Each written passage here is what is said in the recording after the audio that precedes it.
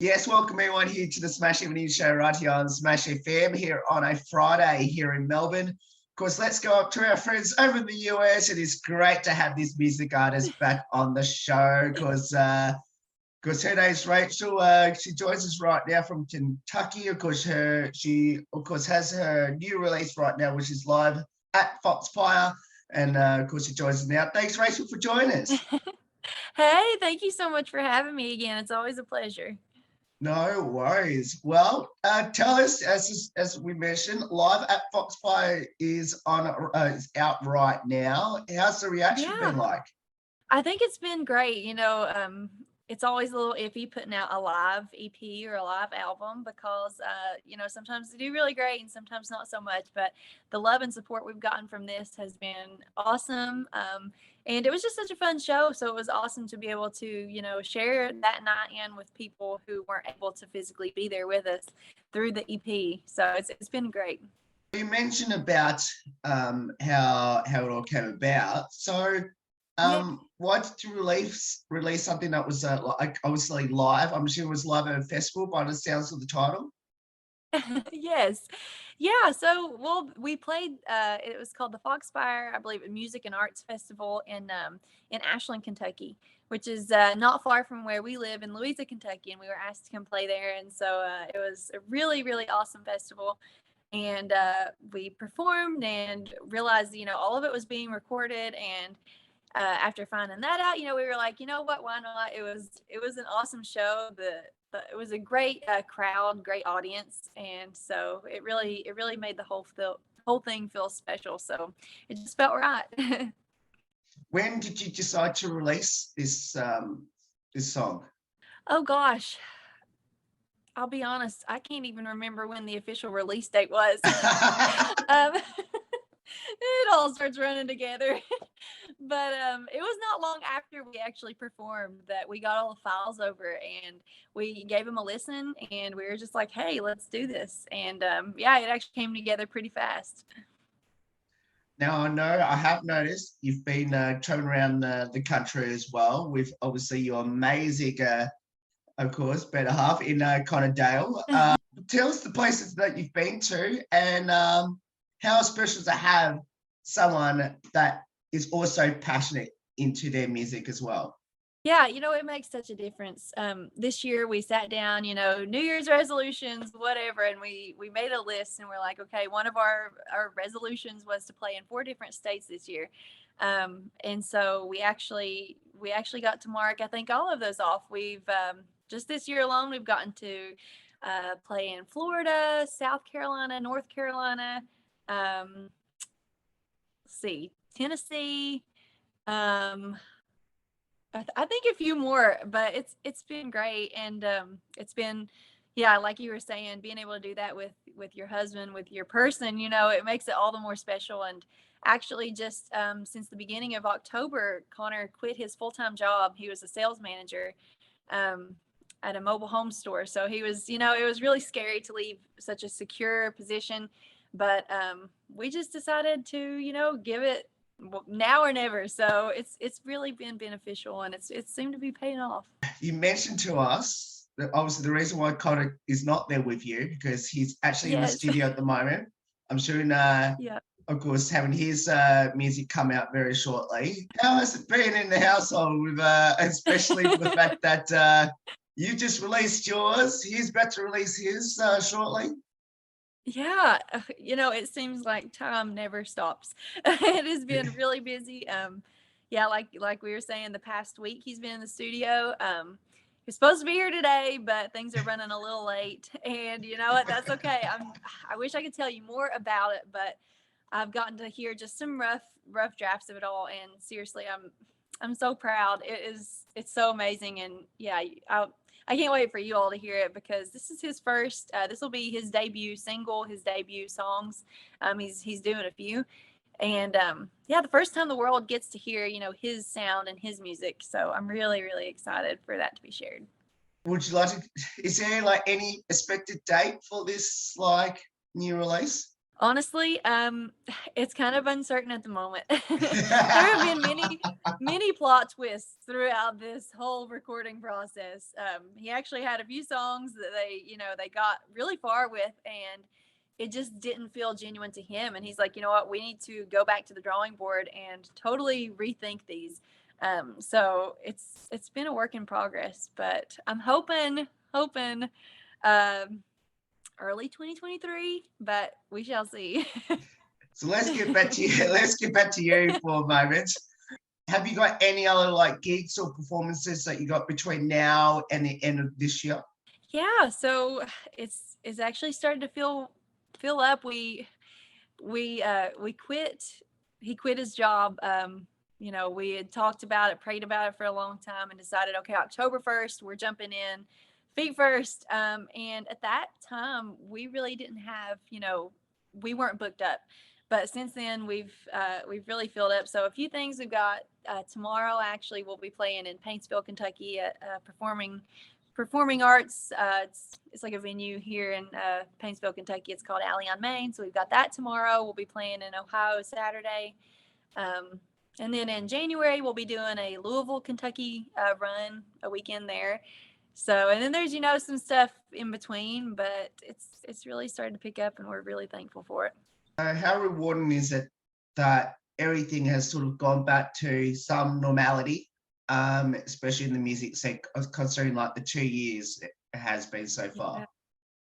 Yeah, it's been a breath of fresh air. There was, that really stretch of 2020, 2021 where it's like, all right, if things going to get back to normal. But yeah, it seems to be, coming back pretty much full force. And I think everybody's really excited to be able to be out and, just enjoy socialization and enjoy being able to hear live music and just everything that comes along with that. So it's been really, really awesome. Have you got any releases coming out next year? Because you were just mentioning about Connor. Yes. So nothing in the works as of yet. I've been writing a lot of songs, so I've got a list this long of things that I want to get in the studio to record. But I do plan to be in. Not sure when they'll be released, but within the next year or so, I'll definitely be back in the studio, I imagine. So until then, I'm just trying to just write as many as I can, because you'll write 100 and only like 20, so it's good to have all the options to weed through. But yeah. Now, I didn't get a chance to ask you this question when we last had you on the show, or actually the previous couple that we've had you on the show, but I'm going to ask you this. Yeah. Where's the inspiration for writing music come from? It's kind of different each time. It usually always comes from a very personal place. I'm not really the type of writer who can just sit down and write just because. So I usually have to be feeling it or feeling something. And one song, for example, that I was able to write, I believe it was this year, maybe last year. So I had this. I was kind of in a. I had this. What's the word? Infatuation. I'd had this infatuation with looking on eBay and finding these used vintage diaries. I know it sounds weird, but you can buy diaries from people that have written it, in the 20s, 30s. So I found this diary, and I didn't buy it with this in mind, but I just thought, oh my gosh, this is so cool, a peek into their life. And so I ended up reading it. I know it's weird, but and after reading it, I was just so inspired. It was written from, a young girl around 12 years old back in 1932 in Pennsylvania. And so she just wrote about her life. And, one of my favorite songs that I've written actually came from that. I took little excerpts from that and from her life and just put it into, the story of a song. And so it just, I can never know where it's going to come from. But yeah, it just kind of happens. I know that you're a West Virginia girl. Obviously, you moved to Kentucky across the border. Yes. Do you miss West Virginia, and do you still perform there? Yes, yeah, we have gigs over here all the time, and I would say I miss it, but I'm over here just as much as I'm in Kentucky. So I don't get the chance to get too homesick, but yeah, like it's right across the river. I'm about 15 minutes from West Virginia from my house, so I come Oh, back to mom and dad's all the time. now, of course, on top of that, how often do you go to Tennessee? We've had I think one show in Tennessee, but we really have focused on other spots. I mean, I love Tennessee, but um I think a lot of people think that Nashville is the have all be all, and it is, don't get me wrong, amazing. But we've just really been enjoying traveling the world and or traveling the Yeah. states, not the world yet, but but just traveling and getting to see some new places. So that's been really nice. You mentioned about travel the world just a moment ago. Yeah. Is yourself and kind of thinking about, coming down here to the land down under? I tell you what, if you can hook me up with some contacts, we'll be there tomorrow. We would love to make it. We've been talking for a while how we would love to get some shows abroad. So you never can tell about us. Okay. We'll leave that with me then, because I'm Yeah. pretty sure I might be able to get some venues down here who would love to Well, have both of you hey. down here. Yeah, we'll be there. Yeah. What does music mean to you now? Yeah, that's a good question because I feel like throughout a person's life it always means different things. And growing up I grew up singing in church. That's where I first started singing. Um and that's where my love for music started growing and just coming to be. um and so I'll always have a place in my heart for that. And now it means something different than when I was 16 and trying to pursue this dream. It now means um it's a life, it's a livelihood. It's not, which it is fun. It doesn't feel like work, but it is, it's my job now. So it definitely means a little more. There's a little more pressure behind it, but I think that is a good thing, and it just keeps motivating us to just keep pushing even harder. It's a little easier to get stagnant when you don't feel the press from life. Mhm. But I think this is probably the best spot that I've been in with my music so far, and just really trying to figure out my sound and what music is to me. I think that's the age old question: is what is it truly to you? And yeah, I think I'm still trying to figure that out. And any future ambitions in music? Always. To get back in the studio. I definitely want to be recording some more. Connor's got me really inspired after hearing what he's made in there over the past few days. I'm like, okay, I want to get back in there now. So yeah, definitely some new music, and just to keep traveling, to keep doing what we love, and I don't know, just meeting everybody along the way, the people that you meet in this state, in that state. I mean, that's just it's priceless. So just keep doing that. Obviously, as you mentioned, Connor's in the studio, as I'm soon as we speak, because you mentioned Yep. he's run a little bit late. So Yes. have you ever gone into the studio when he has recorded his music and vice versa? Yeah, so he was actually able to be there with me through part of the recording of California Sunrise, and the little guitar intro that you hear on California Sunrise is actually him. So that is always really special to me. And the little intro and the outro, the little guitar part, that's him. And we were sitting here one day, and before the whole recording process, and trying to figure out like what should this song sound like, and he just came up with that little riff right here on this couch.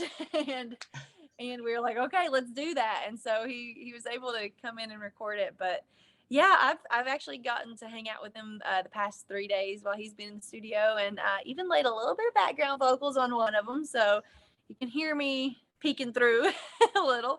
But yeah, it's a lot of fun getting to sit on the other side of things as he records his album. So feels good. Yeah, it's his music. It's not country, which is, that's what I always grew up on, but he had much different influences over the years. He listened to a lot of folk, Gregory Alan Isaacoff, even some Bruce Springsteen. So it's kind of just somewhere in the midst of all that, but it's really cool. He's got his own sound, and he's really finding his place just perfectly, I think. So it's going to be great. Everyone that should follow your music. I think we've mentioned quite a lot about his music at the moment. uh, uh, for everyone that should follow your music in particular, how can they go about it? Yeah, so anywhere that you listen to music, Pandora, Spotify, Amazon, Google, iTunes, wherever, you just look up Rachel Messer and it should come up. Be sure and stream live at Foxfire. That's my newest release. And all of my social media is at I am Rachel Messer. I am RachelMesser.com. Super, super universal and easy to find. But yeah, anywhere. Yeah. I'm assuming you got some merch. Yeah, so I'm not entirely sure what is left on the website as far as what we have made up. I'm bad at checking that stuff, but let's be honest. But I do have the shop, and it's basically it's made to order. So you order it, they make it, ship it out to you. So there is some merch there. It's on my website, IamRachelMesser.com. You just go to the shop there and see what piques your interest, I guess. When we had you on the show, I mentioned about your fan base in particular. Obviously, most of them are obviously all over there in the US. But have you managed to pick up a lot of Aussie fans? You know what? Yes, I believe that Australia is in my top 5 on my Spotify, along with Canada. So, and I've even seen Hong Kong. So I don't know who's digging it, but I'm down for it. It's pretty cool.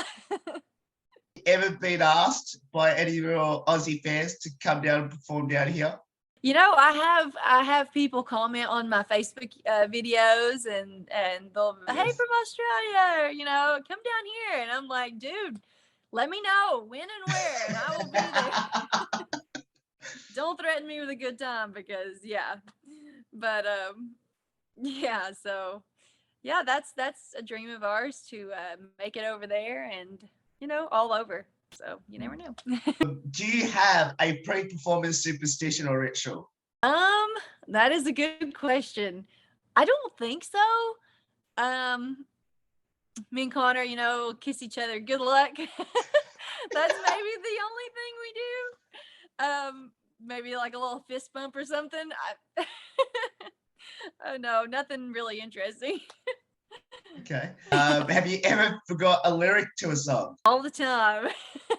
It was really embarrassing. I played a show in Louisville, Kentucky in the past few months, and somebody requested, they hollered out for me to sing one of my songs. I can't even remember. I think it was Jesus My Sixth String. And for the life of me, could not remember the lyrics. And I just had to tell him, like, I'm sorry. I know I wrote the song, but I cannot remember it. So yeah, it happens to the best of us. Yeah. Yeah. So you forgot your own lyrics to your own song, by the sounds of that, right? Yes. Yep. I know, it's sad. Really sad. Have you ever had any strange music requests that you just couldn't perform other than the one you just mentioned? Actually, yeah. So we actually just got back from New Orleans. The end of October, we came back from New Orleans. We had a 2 or 3 week run there, and it was awesome.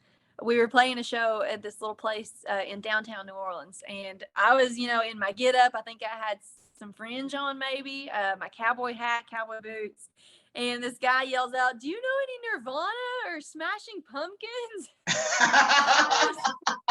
Do I look like Pumpkinheads? What? No. No, so that was probably the weirdest request. Yeah. It's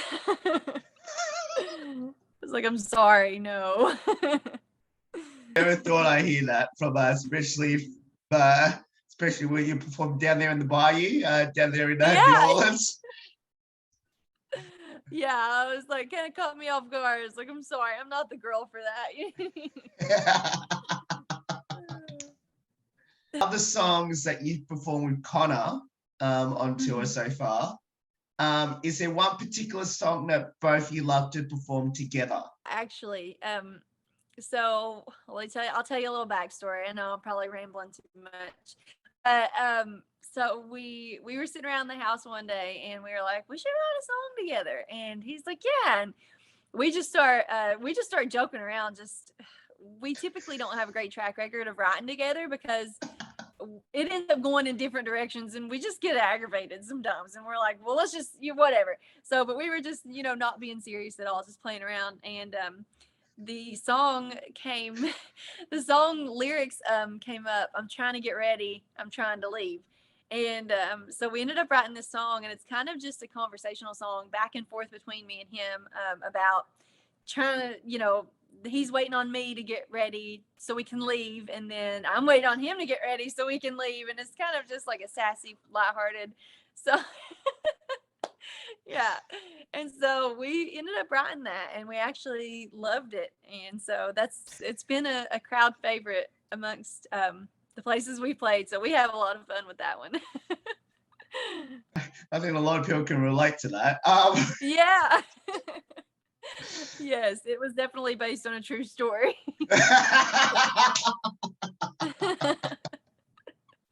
Yeah.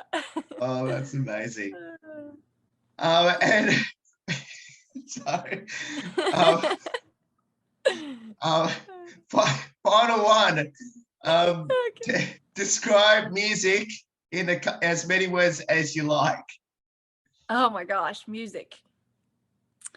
I think it's the most universal way to describe the way you feel. I think that can be understood by almost anyone. I don't know, it touches people so much in so many different ways, from even the lyrics to even just melodically and instrumentally, how a song can just make you feel something. I don't know. I mean, not to get too hippie, but like to make you feel something down deep, that you kind of can't put into words, but you just feel it. So I think that's really important and something that can be shared with everybody. And I love that about it. Well, Rachel, it is so awesome to have you on the show. As I mentioned in the last interview, you are, one of our favorite artists, definitely. And I can't wait to hopefully when we come over to the US later this year, hopefully we'll be able to hopefully catch up with you and Connor in person this time. That would be awesome. Thank you so much for having me again. I apologize, Connor's MIA, but we'll have to get back on here once his songs come out and talk about those. That'd be fun.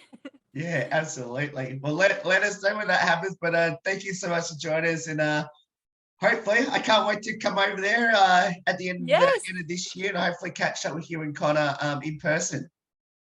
Absolutely, we'll have to show you around the holler. All right, that's a deal.